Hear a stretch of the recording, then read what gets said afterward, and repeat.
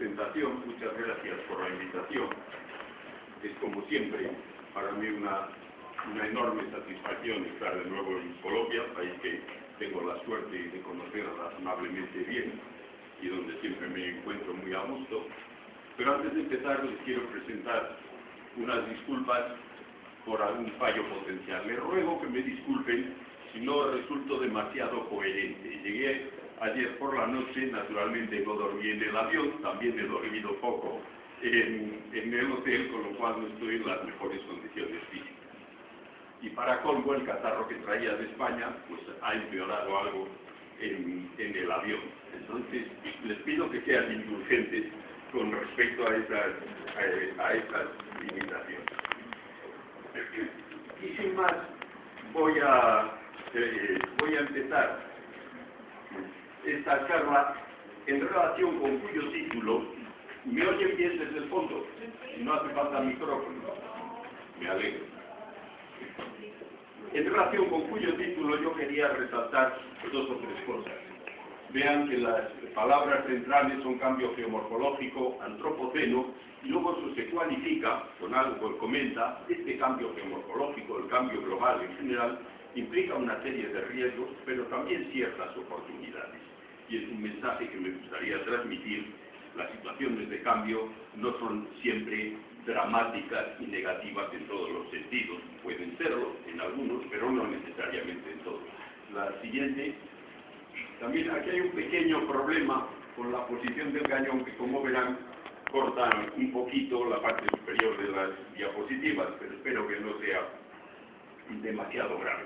Lo que pone ahí es un poco de historia sobre el surgimiento de una idea. Entonces voy a hacer una breve introducción de cómo surgió en un momento dado esta idea de que existe un cambio geomorfológico global y lo que esto puede llevar implicado. Hace ya más de 10 años, estudiando la progresión a lo largo del tiempo de los deslizamientos en un pequeño valle del norte de España, pues nos encontramos que desde los años 50 a final de siglo había una pauta de aumento de este tipo, cosa que nos llamó la atención. Vean que en 50 años prácticamente se multiplica por 10 la frecuencia de deslizamientos. La siguiente. Nos planteamos si esto ocurría también en otros ámbitos y otras escalas, buscamos datos y vimos que una pauta similar, pero para un ámbito territorial mucho mayor, como es el caso de Italia, pues se encontraba también en cuanto a la frecuencia de los deslizamientos. Y también a nivel mundial se veían pautas de aumento muy parecidas con respecto a los desastres naturales debidos a distintos tipos de procesos. Y ojo, aquí estamos haciendo, comentaré esto un poco más adelante, pero estamos haciendo una comparación de cosas que no son exactamente iguales. Estos son procesos en sentido estricto. Estos son desastres, es decir, procesos naturales que han producido daños. Un proceso natural muy violento, si no ha producido daños, no estaría incluido aquí. Bien, sigamos.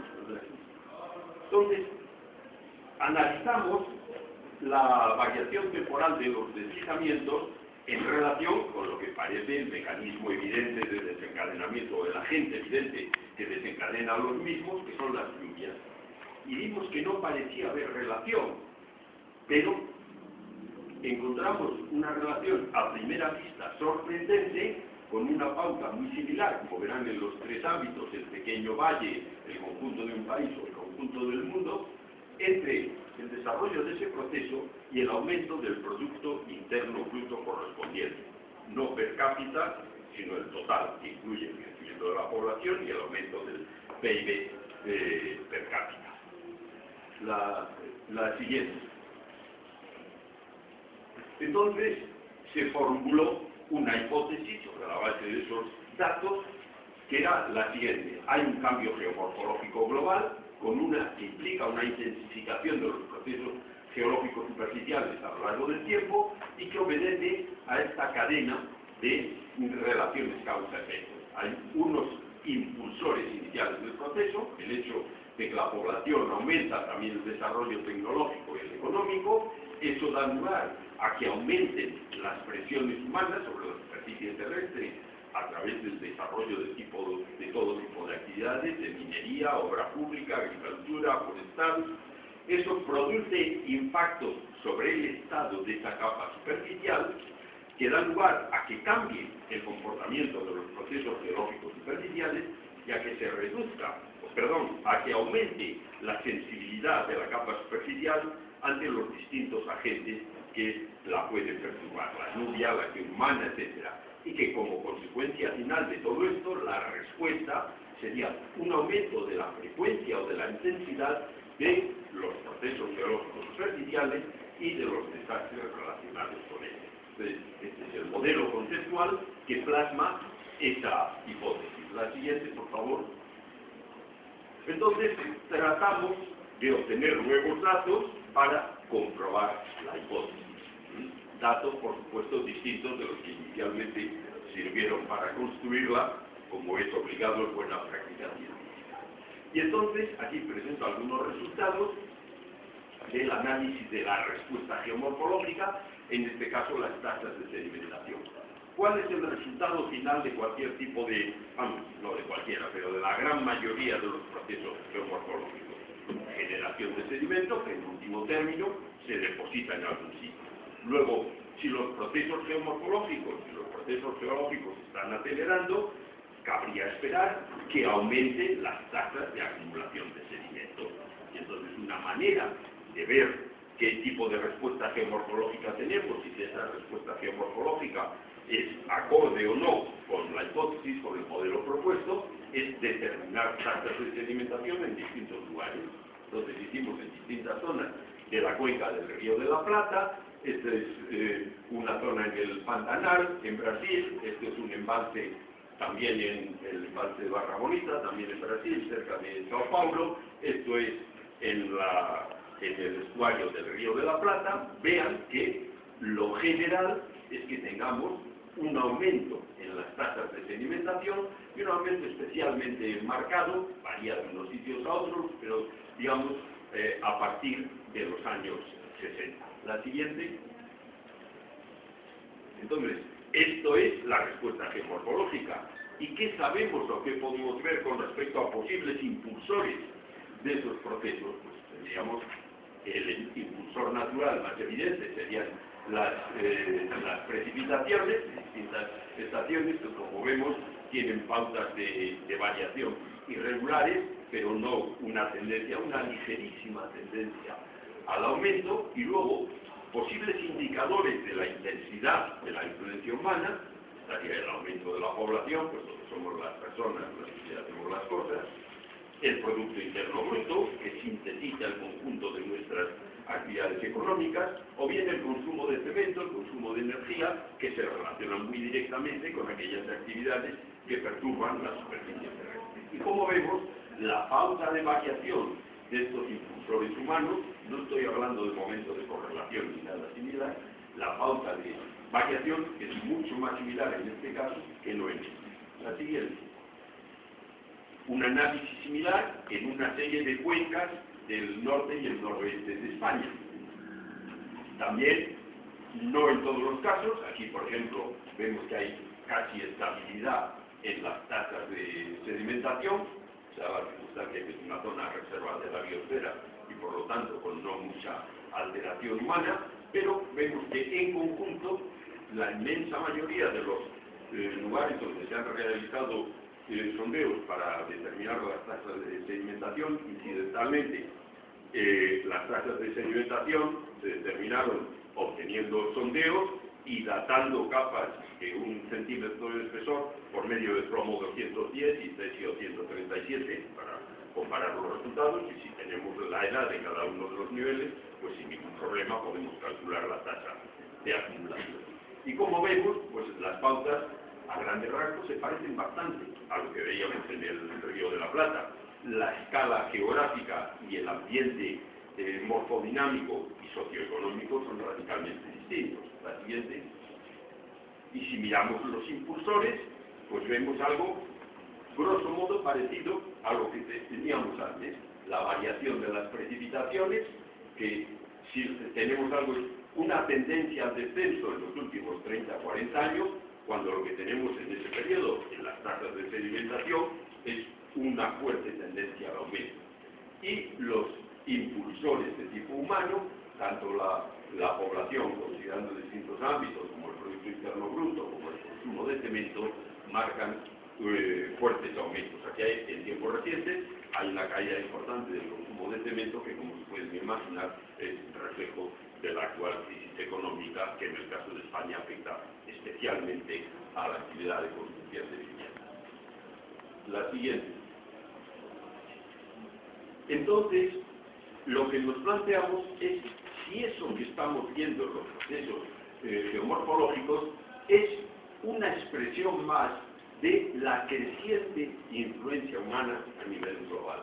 Cada vez somos más gente, por suerte todavía no estamos así, pero todo se andará, todo se andará.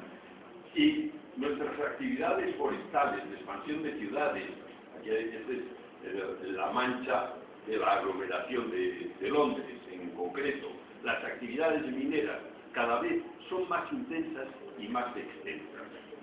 Entonces, ¿será esto que estamos viendo en los procesos geomorfológicos una consecuencia, una expresión más de ese tipo de influencia? La siguiente. El año pasado, en un artículo publicado en un número especial de Philosophical Transactions of the Royal Society of London, un número especial dedicado al antropoceno, la discusión sobre el antropoceno está muy viva en el momento actual, un artículo de Stephen y otros autores, con los cuales hay dos premios Nobel, comenta la existencia de lo que llama la gran aceleración. Esa gran aceleración que se manifiesta en una fortísima intensificación de las más diversas facetas o manifestaciones de la actividad humana. Y aquí tienen la población, no sé, como está cortado, no lo veo bien, pero es algo que se expresa en dinero, no recuerdo, es igual, el refrescamiento de los ríos, el consumo de agua, el consumo de fertilizantes, un indicador tan peculiar como el número de restaurantes McDonald's, a mi modo de ver no es la expansión más deseable, pero esto es otro tipo de cosas. El consumo de papel, la población urbana, el número de vehículos de motor, teléfonos, el turismo internacional, todos, sea cual sea el ámbito de la actividad, muestran un fuerte aumento y les llamó la atención al hecho de que aproximadamente hacia mitad de siglo es cuando se marca una inflexión importante, la siguiente. Pero algo parecido nos encontramos en lo que podrían ser reflejos de esa mayor actividad humana en los sistemas o los procesos naturales, sea la concentración de CO2, de NO2, de metano, la destrucción del ozono, la temperatura superficial, el porcentaje de los caladeros de peces en zonas oceánicas que se explotan, etc. Y en casi todos estos, como vemos también, a partir de mitad de siglo, hay un aumento marcado cuando se nota ese aumento más acusado. Aquí, esto lo he destacado yo en rojo y con una interrogación, por lo que luego veremos, el aumento de las inundaciones es muy marcado y aquí esto se identifica como algo relacionado con el clima. Por lo que veremos luego, no parece que esa sea la explicación más razonable. La siguiente. Entonces, en relación con esto, con lo que hemos visto antes, con esta gran aceleración, surgen una serie de preguntas. Hemos visto ahí las distintas manifestaciones de la gran aceleración sobre la hidrosfera, la atmósfera, los seres vivos. ¿Será que nuestra especie no se deja sentir nada más que en ello y no estamos afectando a la Tierra sólida de una manera significativa? Los indicadores de respuesta, esa respuesta geomorfológica que veíamos antes en relación con los procesos superficiales, estarán mostrando también aumentos generalizados, como se veía en el caso de las inundaciones que se mostraba antes. ¿Será que nuestro planeta es cada vez más peligroso, cada vez más violento en cuanto a ciertos procesos naturales como consecuencia del cambio climático? ¿O será otra la explicación? Entonces, para tratar de hallar respuesta algunos de estos interrogantes, insisto, tratar de hallar. La otra cosa es que la encontremos realmente, pero intentamos encontrar. Se ha llevado a cabo un análisis de las tendencias y posibles correlaciones entre algunas manifestaciones de esos procesos y ciertos indicadores de impulsores naturales y de origen humano, para ver hasta qué punto lo que se encuentra es conforme o no con la hipótesis que se formulaba. La siguiente. Entonces vuelvo a la diapositiva anterior. Veamos que aquí tenemos tres grandes conjuntos de desastres debidos a procesos naturales. Por un lado, estos que aquí se marcan como geológicos, son los que están relacionados con sismicidad y volcanismo. Por otro lado, los estrictamente climáticos, como las sequías o las tormentas. Y por otro, estos que aquí se señalan como inundaciones irrelacionados, que son inundaciones y deslizamientos, que son los que tienen que ver con los procesos geológicos superficiales. Y si se fijan, estos son los que menos aumentan, luego los climáticos aumentan más, y luego estos también, los desastres. La diapositiva siguiente. Entonces, dentro de este marco de razonamiento que yo les estaba comentando, dentro de esta hipótesis, de este modelo conceptual, deberíamos esperar, y suponemos que la variación del Producto Interno Bruto debería guardar relación con la frecuencia de todo tipo de desastres.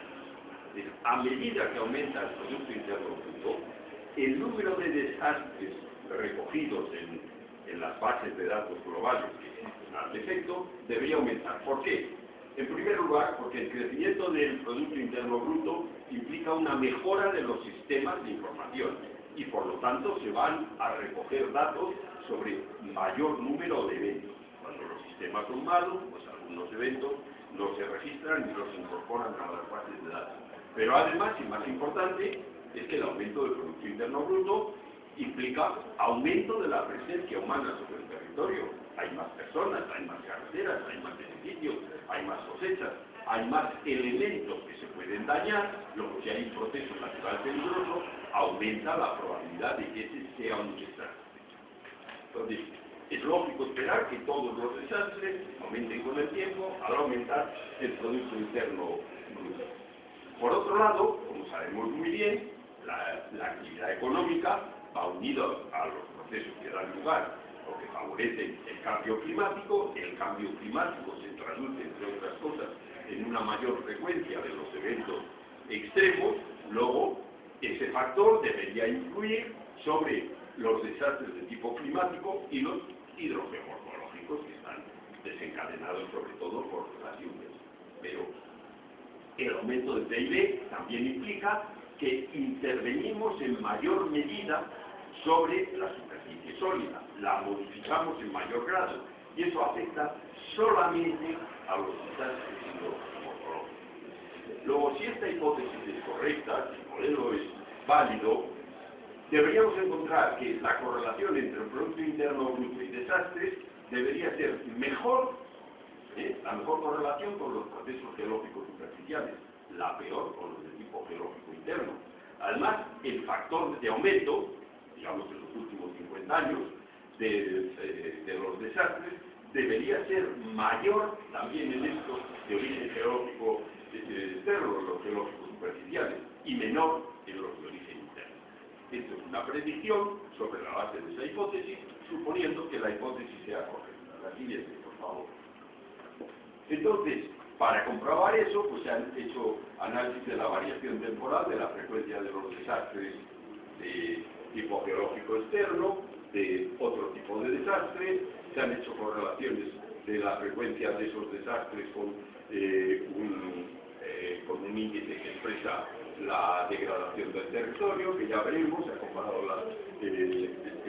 todavía no hemos podido hacer la correlación con las precipitaciones porque no tenemos las bases de datos de lluvias en forma adecuada, pero se han hecho comparaciones. Se ha tratado de ver también cuál ha sido la distribución de las tasas de generación de sedimento a lo largo del tiempo, como han variado en distintas zonas, y la correlación entre la frecuencia de los distintos tipos de desastres y el producto interno.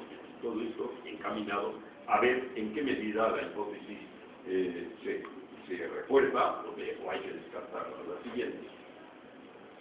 Bien, y aquí tenemos unos primeros resultados. Por continente, la correlación, la variación a lo largo del tiempo de los desastres debido a procesos geológicos internos, climáticos en negro, azul en los geológicos superficiales en azul. Como ven, en todos los casos, para continentes, estamos, Oceanía no está incluido porque, primero, por sus características y segundo, porque la información sobre ella no es muy buena. Vemos los que más aumentan son los geológicos superficiales, los que menos, los de origen interno. La siguiente. Esto mismo, pero con más irregularidades y ya con no conformándose de manera tan clara con lo esperado, es lo que tenemos cuando vamos a unidades de análisis algo menores, distintas regiones, aunque sean grandes, dentro de sus continentes. Aquí ya ven en algunos casos que la pauta de las gráficas pone de manifiesto que la información no es muy buena, no es muy completa. Entonces, claro, a medida que la unidad de análisis va siendo menor, la probabilidad de que la información en esa zona en concreto no sea demasiado buena aumenta en algunas de las zonas. A grandes rasgos lo que veíamos antes se mantiene, pero como digo, con alguna irregularidad. Por ejemplo, esta es marcada en América del Norte, lo que tenemos el mayor aumento con gran diferencia son los desastres debidos a procesos geológicos internos. Es decir, que a grandes rasgos esto se sigue cumpliendo, pero en el detalle hay situaciones en las cuales no se cumple. Lo cual es lógico, lo que sería sorprendente es que se cumpliera de manera absoluta en todos los casos, en todas las zonas, independientemente de su extensión, porque los factores que influyen en que haya un desastre son muchos, no solo los que hemos visto. La siguiente. Continuando lo mismo para otras regiones, no voy a entrar en el detalle, pero como verán, a grandes rasgos tenemos lo mismo que veíamos antes. La siguiente, digamos. Aquí lo que tenemos es una comparación de la variación de los desastres debidos a procesos geológicos superficiales y el Producto Interno Bruto para estos continentes. Hay dos en los cuales, especialmente Asia, la correlación es sorprendente. Y en América hay mayor desviación en el caso de África y de Europa, por razones distintas en ambos casos, pero la pauta general claramente también es la misma. La siguiente. Repito lo que había puesto antes, decía, si el modelo es correcto, es decir, nosotros vemos que las pautas de variación aumentan en mayor medida los desastres que pensábamos que deberían aumentar más, si el modelo fuera correcto, y también vemos que hay un paralelismo notable entre variación de esos desastres y Producto Interno. Ahora, la correlación entre Producto Bruto y desastres, la mejor se debería obtener, como veíamos antes, en el caso de los procesos geológicos superficiales, y la peor con los de tipo geológico interno. Y los mayores factores de aumento, nuevamente también los superficiales, y los menores los de origen geológico interno. La siguiente. Aquí tenemos gráficamente, que no sé muy bien, se ve, no lo verán muy bien, pero no importa porque ahora tengo los valores numéricos, la correlación entre desastres naturales y PIB para las distintas zonas del mundo. La siguiente. Aquí están los valores numéricos. Tenemos, por un lado, cuando está verde, eso quiere decir que la cifra obtenida es coherente con la hipótesis. Cuando está de otro color, es que no es coherente con la hipótesis. No tienen nada más que ver que hay un abrumador dominio de las situaciones en las cuales la correlación que tenemos es coherente con la hipótesis. Y los coeficientes de correlación varían desde bastante malos, como este que es de 0,18 en el caso de África, a valores increíblemente altos de 0,96. ocurre, y supongo que esto se les habrá ocurrido naturalmente, la información sobre los desastres, etcétera, en el caso de los países africanos, es mucho peor que sobre otras zonas del mundo, con lo cual los valores que obtenemos son menos fiables o menos creíbles. Si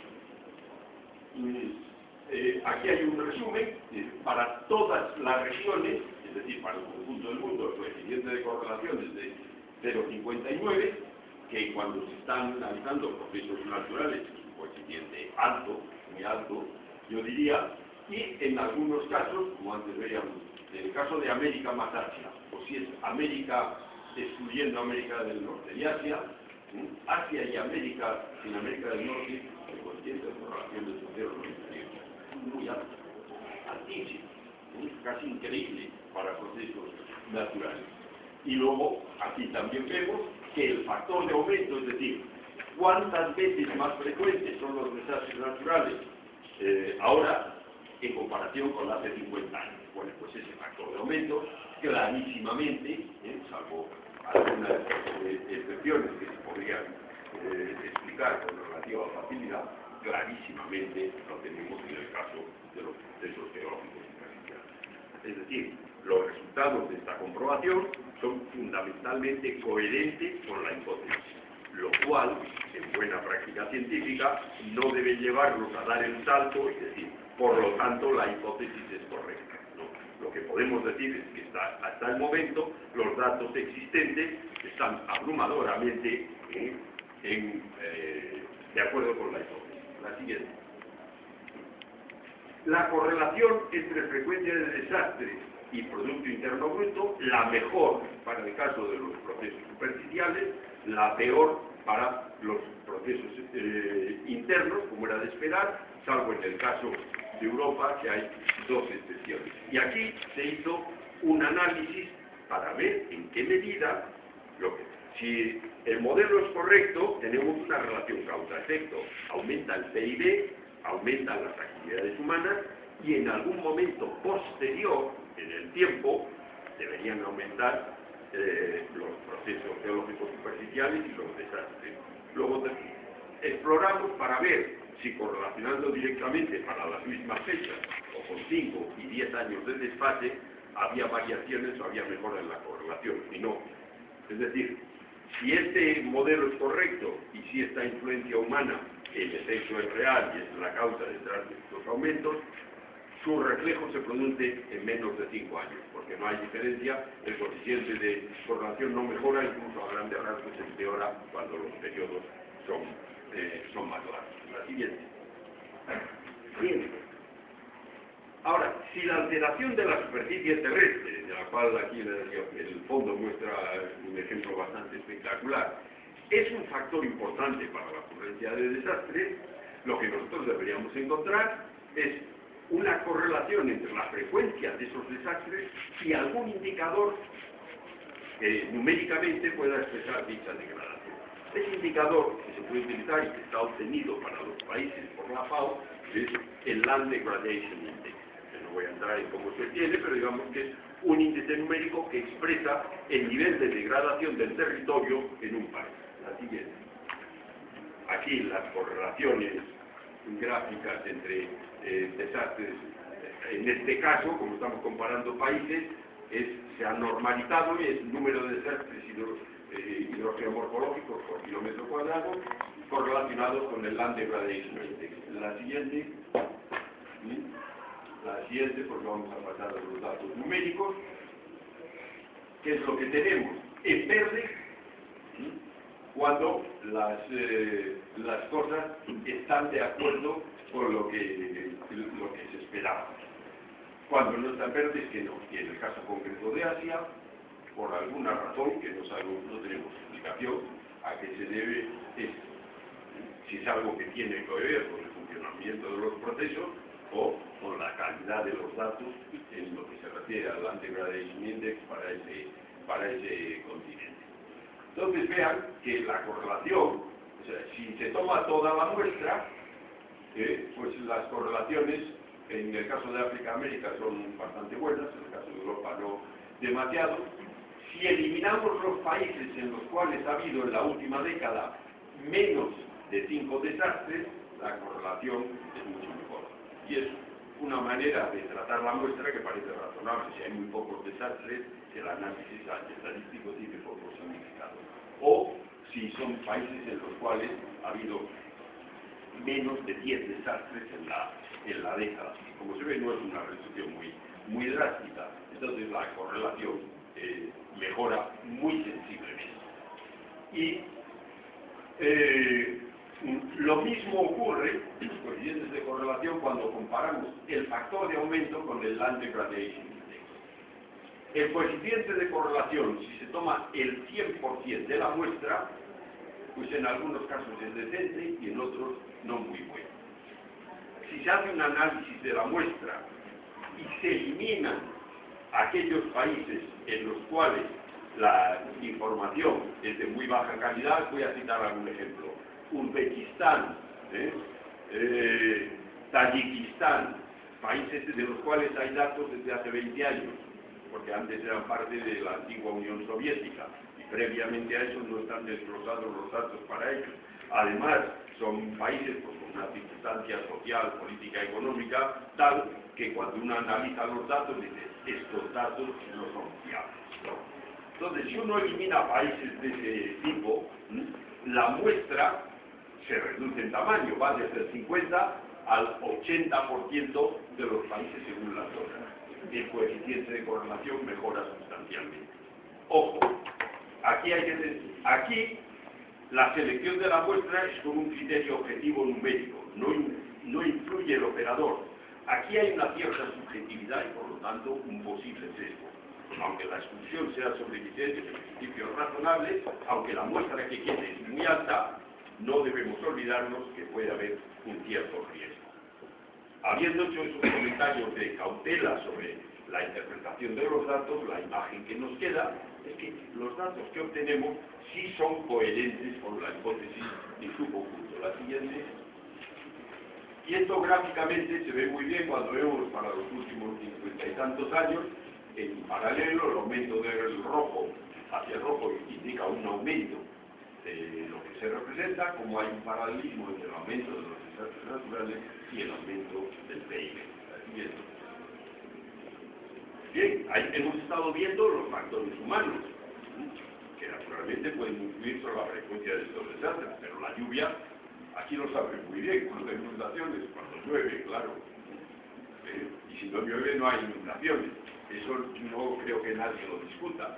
Otra cosa es la frecuencia y la intensidad de esas inundaciones a lo largo del tiempo comparada con la variación de las lluvias, que es lo que nos ocupa. La siguiente.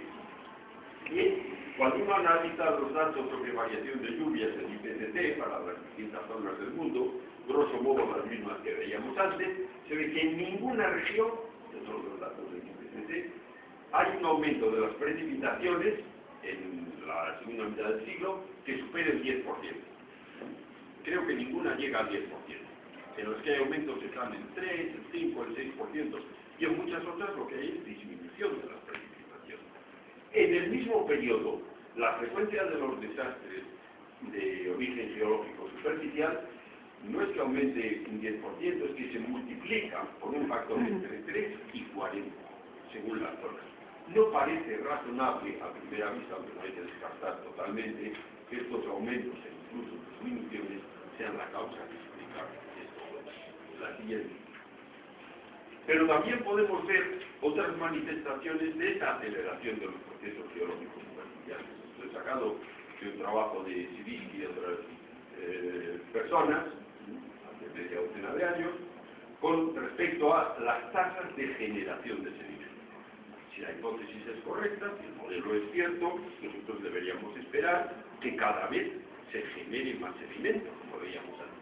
Y en efecto, aquí lo que se comparan no son los tiempos recientes, que son los que nos interesan más directamente, sino el antropoceno, por estos autores que es, digamos, desde el inicio de la revolución industrial. Pero lo que vemos en esta gráfica, sin entrar en detalles, es que todo lo que sea que está por encima de esta línea es aumento con respecto a lo que había en la situación del pre-antropoceno. Y vemos aquí que si descartamos el atrapamiento de sedimentos en los embalses, que por supuesto retienen muchos sedimentos, consideramos lo que se genera, no lo que llega al mar, pues entonces vemos que hay a lo largo de este antropoceno un aumento considerable también en la generación de sedimentos, que es algo parecido a lo que veíamos con la determinación de las tasas. La siguiente. Y esto es especialmente interesante, y no voy a detener más en ello, que el factor de aumento en esta generación de sedimento es especialmente marcado en las zonas que están situadas por debajo de 100 metros de altura con respecto al nivel del mar. ¿Y qué ocurre? Que estas son, a nivel mundial, salvo excepciones, las zonas donde se acumula mayor densidad de población, por lo tanto, donde cabe esperar mayor intensidad de la influencia humana. La siguiente.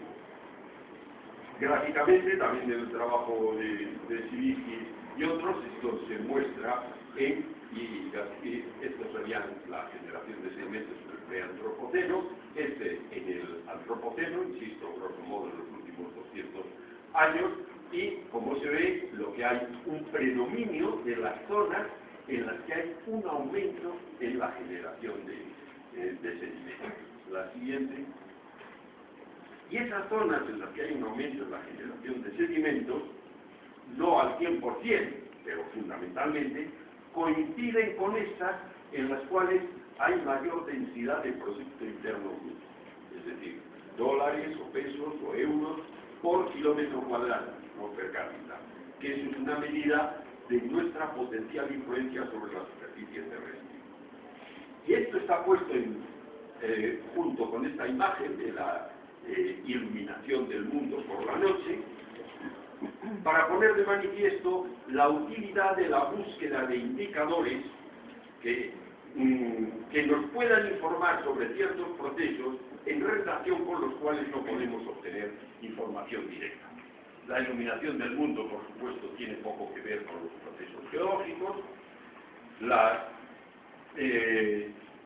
densidad de Producto Interno Bruto por kilómetro cuadrado podría tenerlo. La imagen de la iluminación es paralela a la otra imagen. ¿Por qué? Porque son dos variables estrechamente relacionadas. Las zonas más pobladas y más ricas son las más iluminadas, naturalmente. Y las zonas más pobladas y más ricas no solo son donde se ilumina más, es también donde se construye más, y donde se explota más mineral, y donde se tiene agricultura más intensiva. Por lo tanto, donde se modifica más la superficie terrestre. La siguiente. Y volvemos a la gran aceleración. Volvemos a estos aumentos marcados. La siguiente. Y en esos indicadores de la gran aceleración, yo creo que sería conveniente incluir también aquellos que nos revelan la posible existencia de una gran aceleración geomorfológica, una gran aceleración de los procesos geológicos superficiales, manifestada en la generación y acumulación de sedimentos o en la frecuencia de los desastres naturales. Entonces, y volviendo a este término del antropoceno que habíamos dejado aparcado ahí al principio, parece, a la vista de estos datos, que el antropoceno, entre otras cosas, se caracteriza por unas tasas mucho más intensas de los procesos geológicos superficiales. Hay una gran discusión sobre cuál es el momento en el que se inicia el antropoceno, esa posible nueva época en la historia de la Tierra, evidentemente caracterizada por la influencia humana. Y entonces, entre posibles criterios para definir el inicio, están estos que yo marco en azul. Puede ser cuando los seres humanos empezamos a influir en el medio, esto nos lleva a final del Pleistoceno. Puede ser en el momento en el que los seres humanos adquirimos la capacidad de utilizar energía en gran cantidad y por lo tanto el potencial de influir fuertemente en el medio, el inicio de la revolución industrial, desarrolla la máquina de la vapor, etc. Esto nos marca el momento en el cual los seres humanos adquirimos el potencial de cambiar el medio, de cambiar el planeta. O tal vez podemos tomar como criterio el momento en el cual el cambio realmente tiene lugar. ¿Y cuándo tiene realmente lugar ese cambio? Como hemos visto, aproximadamente a mitad del siglo XX, como se indicaba en esa todos los indicadores de la gran aceleración de Stephen y otros, o la gran aceleración geomorfológica. Es decir, coincidiendo básicamente con la gran expansión demográfica y económica de finales de después de la Segunda Guerra Mundial. Tal vez debería ser ese momento del cambio real cuando digamos que empieza el antropoceno. Y parece que este antropoceno, si admitimos su existencia, el que admitamos o no la existencia del antropoceno, que es meramente un nombre, pues es una cuestión de interés puramente académico. Lo que no es de interés puramente académico son las cosas que ocurren en ese momento. Me parece que una de las cosas que ocurre es que hay ese cambio geomorfológico global. Siguiente. Esto tiene una serie de implicaciones prácticas que se tocan directamente en relación con la predicción de riesgos. Cuando estamos tratando de desarrollar modelos de peligrosidad y de riesgo, necesitamos datos sobre, si queremos cuantificar algo, sobre la frecuencia pasada y hacer proyecciones sobre qué puede ocurrir en el futuro con esos procesos. Entonces, lo que nosotros hemos visto es que las tendencias en la frecuencia muestran aumentos generalizados. A escala local puede haber desviaciones, pero a escala continental parece clarísimo. Si no tenemos en cuenta que a lo largo del tiempo previsiblemente va a aumentar la frecuencia de los procesos, seguramente vamos a subestimar la posible frecuencia futura. Si ese modelo que estaba poniendo sobre la mesa esa hipótesis se confirma, parece claro que si queremos mitigar los efectos de los procesos geológicos superficiales, deberíamos actuar sobre todo sobre el cambio geomorfológico y en mucha menor medida sobre el cambio climático. Y ojo, no estoy diciendo ni mucho menos que no nos deba preocupar el cambio climático y no debamos actuar sobre ello. No estoy diciendo simplemente que en relación con determinado tipo de desastres probablemente no es la explicación. La siguiente. Pero como antes señalaba, no todo tiene por qué ser negativo. Y entonces vamos a ver este cambio nos puede estar abriendo una determinada oportunidad y nos puede estar abriendo la posibilidad de tener ciertos recursos geológicos que sean renovables. Yo voy a presentar rápidamente un caso de un análisis que se está haciendo en Argentina, en una zona en la cual hay dos manifestaciones del cambio geomorfológico global, una que es directa, la modificación directa de la superficie terrestre por acción humana para explotar el suelo como materia prima para construir ladrillos, y por otro lado el incremento generalizado de las tasas de erosión en toda la zona como consecuencia de la perturbación de todo tipo y por supuesto también del incremento de tasas de sedimentación y relleno de lagunas. La siguiente. En estas zonas se explota el horizonte A y el horizonte B para elaborar ladrillos hasta profundidades del orden de 1,5 metros. La siguiente.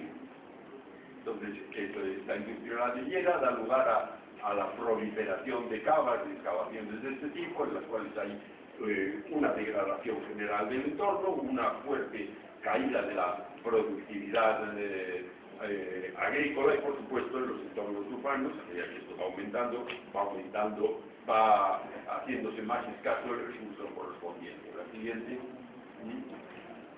El aumento de las tasas de erosión y de aporte de sedimentos va contribuyendo a rellenar lagunas y esto a su vez disminuye la capacidad de amortiguación que esas lagunas tienen para las inundaciones y además representa la pérdida de un recurso ambiental que es ampliamente utilizado y apreciado en la zona. La siguiente.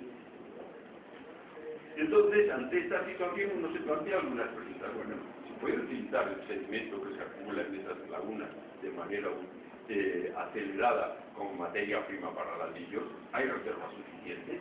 ¿Se renuevan esas reservas a un ritmo apreciable? ¿El material que se obtiene tiene la composición y propiedades adecuadas? ¿Tiene costes de explotación que sean comparables a los del material actualmente utilizado? La siguiente. En cuanto a las posibles reservas, esta es una imagen de una zona de la pampa húmeda.